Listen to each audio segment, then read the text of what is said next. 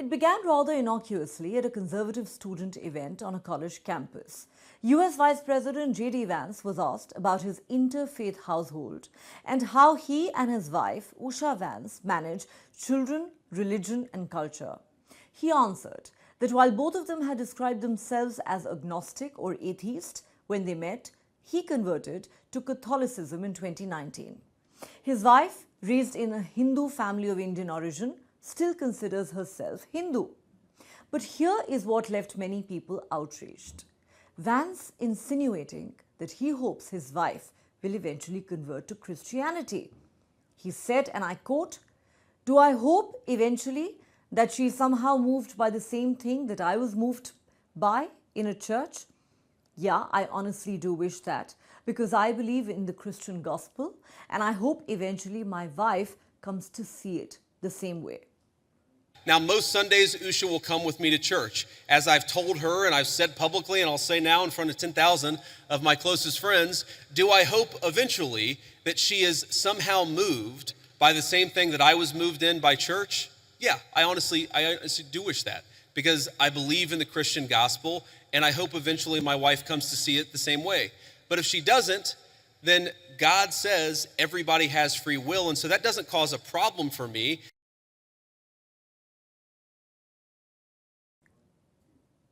Once the remarks went public, they provoked intense reactions, both in the US and India, and especially among the Indian American and Hindu communities.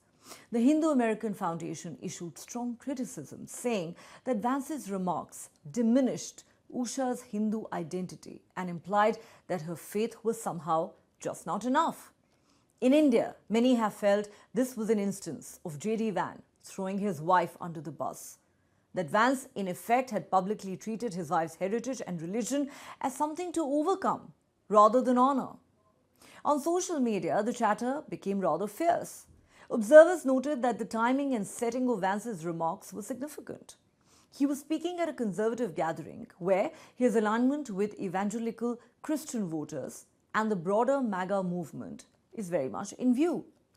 The question many are now asking is this: will the MAGA base accept Usha Vance of Indian origin and a Hindu by heritage as First Lady or a high-profile elite spouse in a movement obsessed with Christian nationalism, white supremacy and traditional American culture? Is Vance positioning himself for a 2028 presidential run by signaling hardline Christian commitments and thereby perhaps implicitly casting his wife's faith as a pending matter? Does his public statement subtly suggest that if the wife doesn't convert, the marriage or the public narrative could be up for reconsideration? Many argue that Vance may feel the pressure to conform to the Christian conservative base's expectations, and by extension, his wife's non-Christian identity may become a liability for him. Therefore, the next question is this: will J.D. Vance sacrifice his wife at the altar of his presidential ambitions? The narrative is speculative, but given the heat of reactions and the eruption of doubts about Usha's suitability in the conservative Christian ecosystem, the fear is real. Some have openly wondered whether Vance might sideline or downplay his wife's heritage in service of a more palatable image to certain key voters. The suggestion is, has he already done the rhetorical groundwork by signaling that he hopes she converts, thereby leaving open the possibility of change or even distancing himself? Usha Vance was born in San Diego to Indian immigrant parents of Hindu faith. She met J.D. Vance at Yale Law School. They married in 2014 in a ceremony that incorporated both Hindu and Christian elements. In interviews, she has publicly affirmed that she still identifies with her Hindu roots and that her family practices Hindu traditions. She once said, "My grandmother is a devout Hindu. We spent a lot of time with her." While she accompanies her husband to church many Sundays and supports his faith journey, she has also made clear she has no plans to convert and that their children's religious freedom is central to how they are being raised. Across the United States, the reactions are mixed and map along lines of religion, politics and identity. Some Christian conservatives have praised Vance for his honesty about his faith and his desire that his family share that faith. Many progressive and interfaith watchers feel the remarks are tone deaf, especially the idea of hoping your spouse will come around to your belief system when you married them as equals. For Indian Americans and Hindu Americans, the remark raised fears of erasure. Many said he did not even acknowledge her Hindu identity fully in his speech. So will the MAGA movement accept Usha as First Lady? The short answer is it's unclear.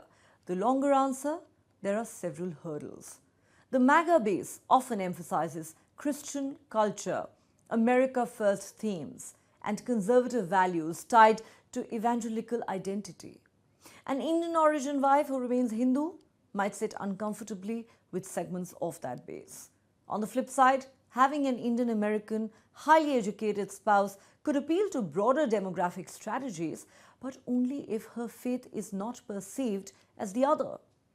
For Indian Americans and Hindus, the incident underscores anxieties about representation and respect in American public life.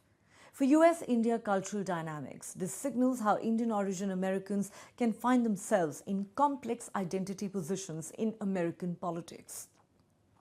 J.D. Vance's comments about his wife Usha's faith have become far more than a personal reflection. They've become a lightning rod for discussions around religion, identity, ambition, and authenticity in public life. Whether Usha is embraced or sidelined, whether Vance recalibrates his family narrative or doubles down on Christian messaging remains to be seen. But one thing is clear.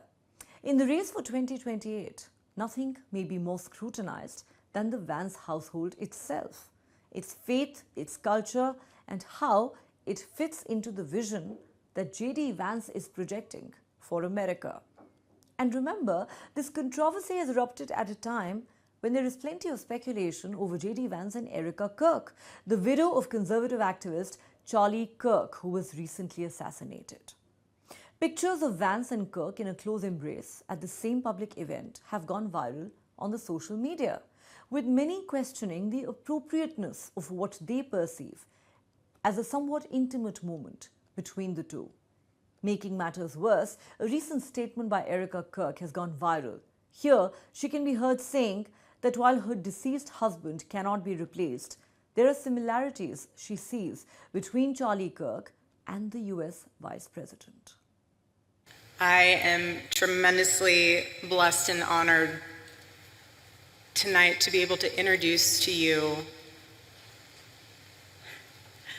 a very, very dear friend and his wife.